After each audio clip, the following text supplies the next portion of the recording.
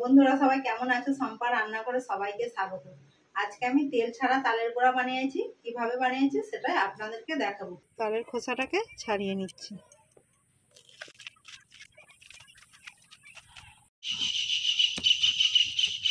বন্ধুরা দেখুন, সব তালটা ছড়িয়ে নিয়েছি।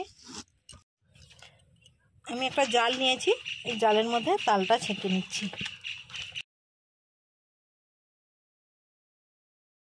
তালটা ভালো করে ফুটিয়ে নিয়েছি। এবার এক বাটি ময়দা দিয়ে দিচ্ছি।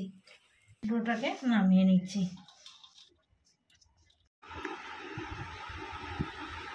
বন্ধুরা দেখুন, বড়াটা আমি তৈরি করে নিয়েছি। একটা বড়া আমার তৈরি হয়ে গেল। দিয়ে দিচ্ছি। বন্ধুরা দেখুন, 15 মিনিট হয়ে গেছে। ঢাকা খুলে দেখে নিচ্ছি। বন্ধুরা বড়াটা নামিয়ে নিয়েছি। কতটা সুন্দর হয়েছে দেখুন বন্ধুরা।